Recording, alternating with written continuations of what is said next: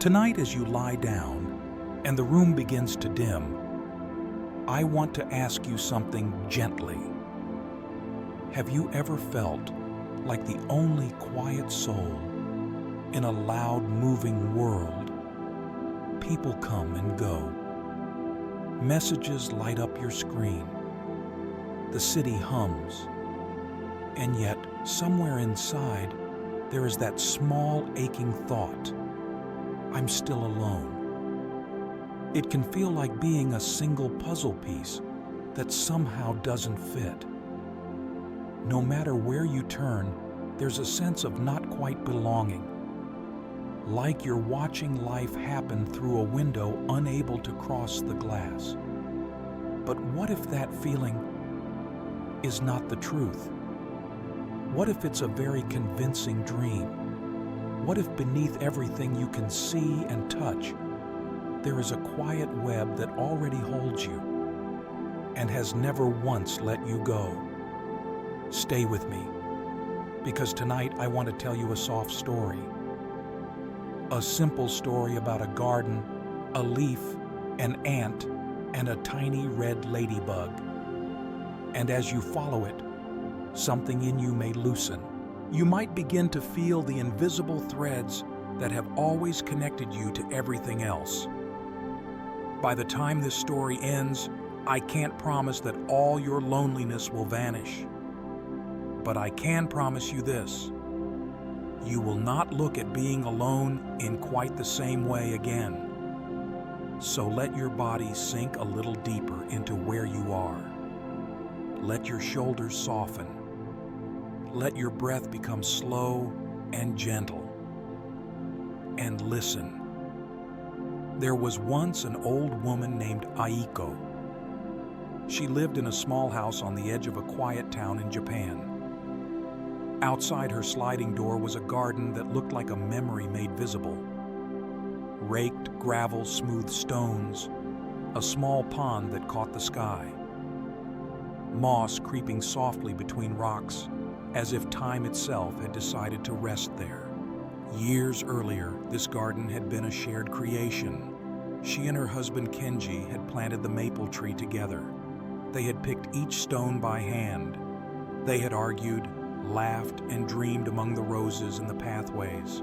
But now Kenji was gone. Her children had grown flown, built their own lives in busy cities far away.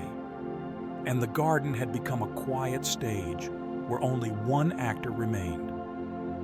Every morning, Aiko would step outside with her broom and watering can. She would tend to the roses. She would trim the shrubs. She would sweep the path. On the surface, it looked peaceful. To anyone walking by, it might have seemed like a perfect, serene life. But inside Aiko, something felt hollow. She moved through her rituals like a ghost, repeating old habits. The birds sang, but their songs only made the silence in her house feel louder. The bright colors of the flowers sometimes felt like they were mocking her gray days. She had neighbors, yes. There were polite greetings, short conversations, safe smiles. But no one saw the weight she carried when she closed her door.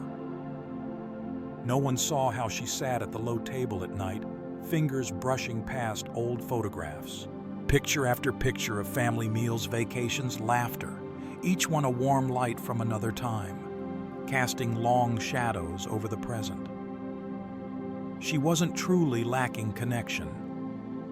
Her heart was full of memories, full of love, full of faces that had shaped her life.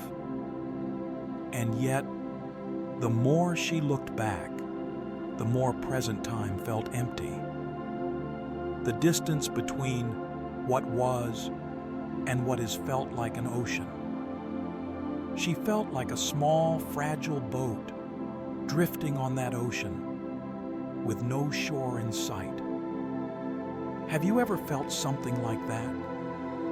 Like the world is busy and alive, but you are somehow slightly out of sync, close to everything, but not quite part of it.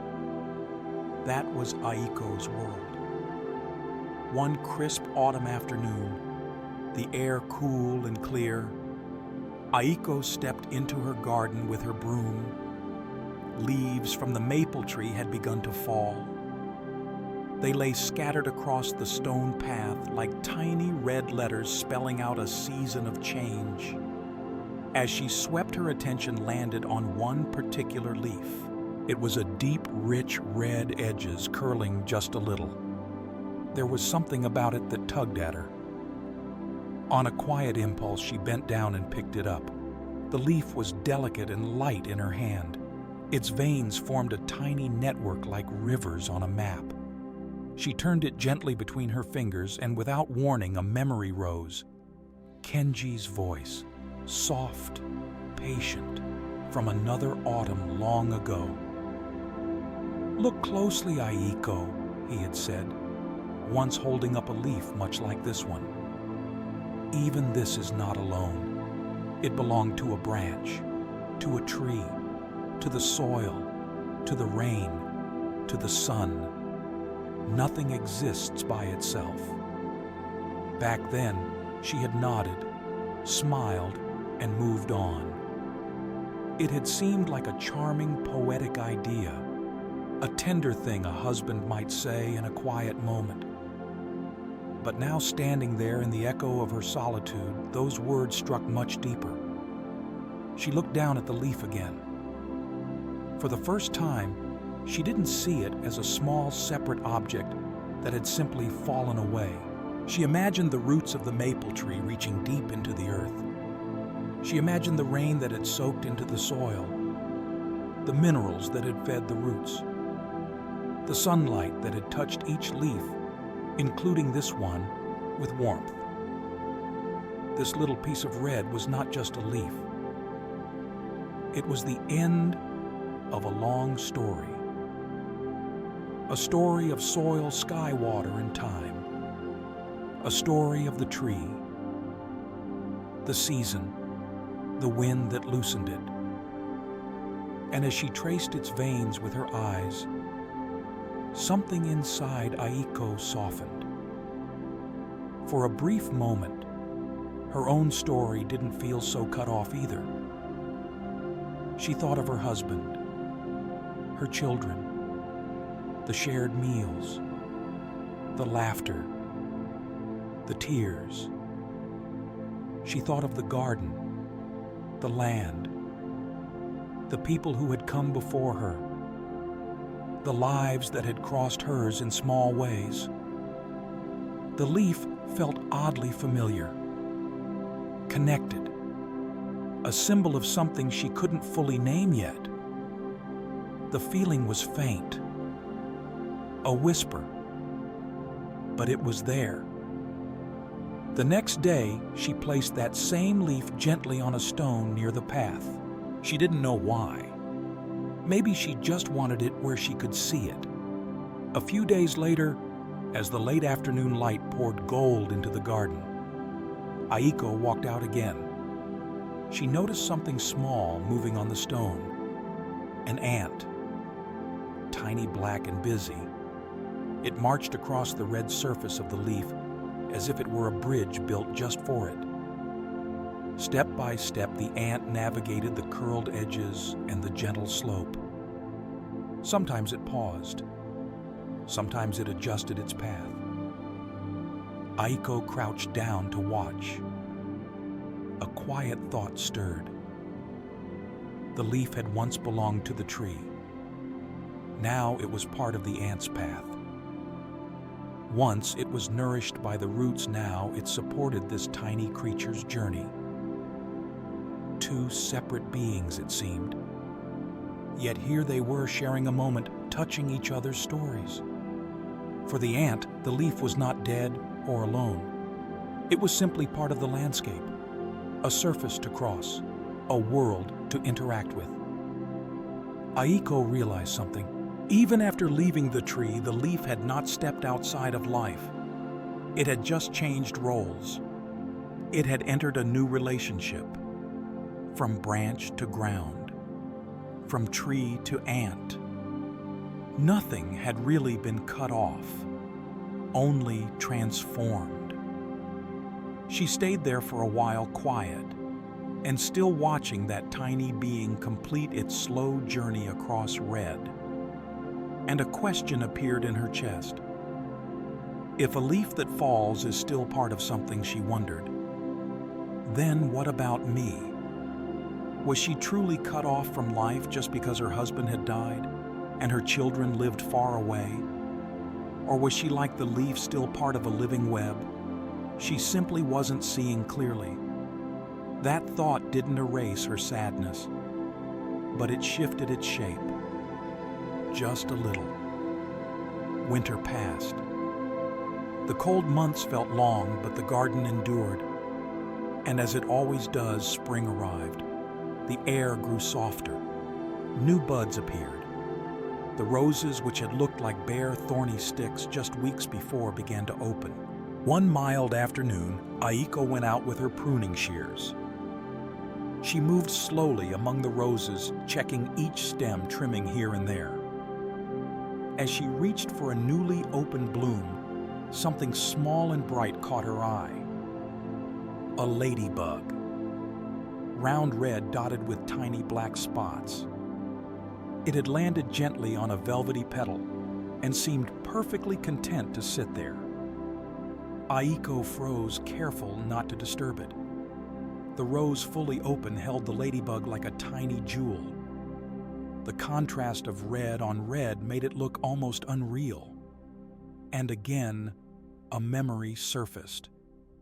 Not of Kenji this time, but of a passage she had once read from a Zen teacher. The universe is not separate from you, the teacher had written. Interconnection is not a theory. It is the way things already are. Back when she read it, the words had felt too big, too abstract. She had nodded and moved on.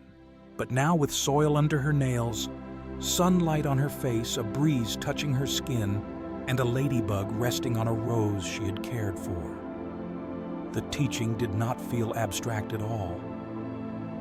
The ladybug depended on the rose. The rose depended on the ground. The ground depended on the rain. The rain depended on the clouds. And she, Aiko, depended on all of it too. She felt the earth under her knees. She felt her breath move in and out. She felt the gentle weight of her own body supported by the garden she had tended for years. In that simple moment, an understanding finally sank from her mind into her chest. She was not standing outside the universe looking in. She was inside it, of it, made of the same fabric as soil, sunlight, roses, and ladybugs. Her grief didn't vanish. Her longing for her husband and children remained. But now the grief did not feel like a sealed, separate chamber in her heart. It felt like something held within a larger breathing space, and that space was not empty. It was full of wind birds, insects, light, stones, roots, and distant hills. Of all the people who had walked this earth before her. Of all the people living quietly around her now. Later that evening, sitting on her tatami mat, Aiko turned these thoughts over slowly. She remembered another Zen teaching that suffering often arises from clinging to a fixed idea of me as a separate, solid thing. She wondered, is my loneliness just that? A story of me that I won't let go of? She saw how many times she had told herself the same tale. I am alone now. My life is behind me. No one understands me. I am cut off. The more she repeated it, the more true it felt. Not because it was reality, but because it was rehearsed. It dawned on her that much of her suffering came from resisting what was happening now, from insisting that only one version of her life, the one with a full house, a living husband, children at the table, was valid. Everything else she had labeled as less as empty as wrong. But the garden did not resist the seasons. The maple did not argue with autumn. The roses did not cling to last year's blossoms. They lived. They changed. They gave. They received. They decayed. They bloomed again. What if she too was allowed to change? The realization was quiet but powerful. If her mind could create the story of separation, it could also loosen it. If she could notice the way she was narrating her life, she could gently rewrite that narration. Not with fake positivity, not by pretending she didn't miss her family, but by seeing that even in their absence, she was not actually disconnected from life. The next week, something small but important shifted in her behavior. Instead of spending every afternoon alone in her own garden, Aiko heard about a local gardening circle that met nearby. For months, she had ignored the flyers posted at the community board. This time, she paused. Her chest tightened with anxiety. What if I don't fit in? What if everyone already knows each other? But then she remembered the leaf, the ant, the ladybug, the way life had kept weaving connection without asking permission. Maybe she didn't need to fit perfectly. Maybe she just had to show up. So she went. The first meeting felt strange. She was shy. Her voice trembled a little when she introduced herself. But the others smiled. They asked about her roses. They listened as she shared what she had learned over the years. Little by little, she began to feel it. A soft warmth. Not fireworks. Not instant best friends. Just a gentle sense of us forming around shared soil. Shared tools, shared afternoons. Later, she started volunteering at a small nature center not far from town. They needed help maintaining the paths, planting native flowers, guiding visitors. Aiko found herself explaining to curious children how roots worked, how leaves drank sunlight, how everything depended on everything else. As she spoke those words, she felt them ringing true inside her. She was no longer just the woman who lived alone in a quiet house. She was part of a living landscape. Her hands helped keep the trails clear. Her care helped flowers bloom where others could see them. Her loneliness did not disappear entirely. There were still evenings when the house felt too silent. There were still moments when she missed the sound of her husband's slippers on the floor, her children's voices in the next room. But the loneliness no longer defined her. It had become one note in a larger song. A song that included laughter, fatigue, curiosity, sunlight, rain, strangers, birds, and tiny red ladybugs on rose petals. She understood now. She had never been truly separate, only looking at life through a narrow frame. And what about you? Where do you find yourself in this story? Maybe you feel like that fallen leaf, like you've been cut off from your old branch, an old job, a relationship, a version of yourself that no longer exists. Maybe you feel like Aiko at her low point, watching the world move from behind invisible glass.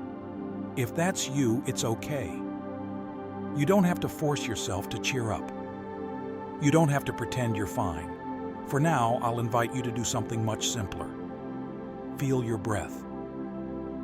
In and out. Gentle.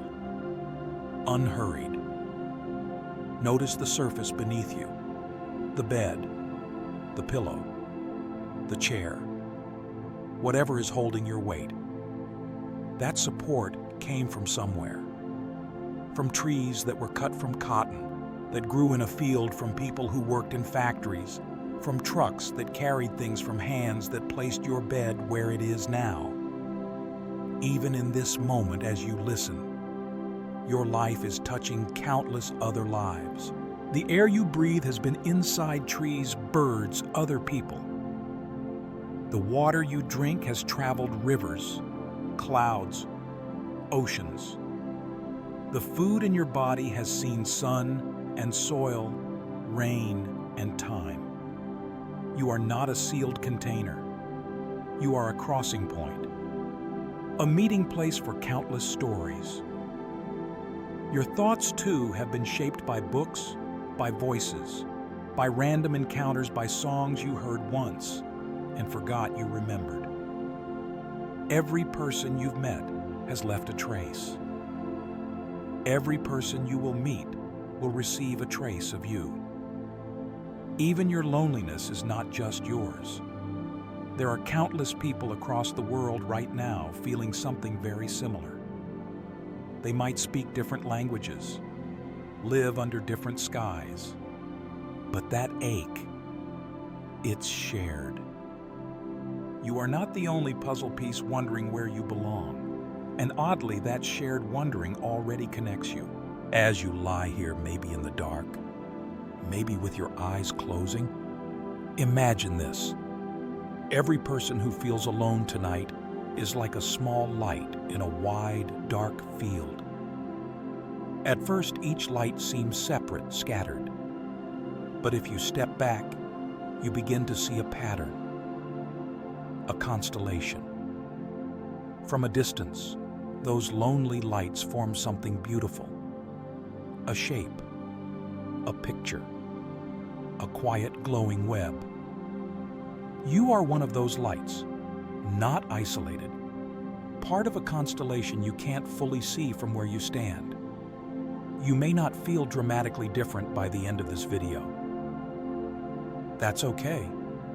Deep change is often slow and quiet, like roots growing in the dark.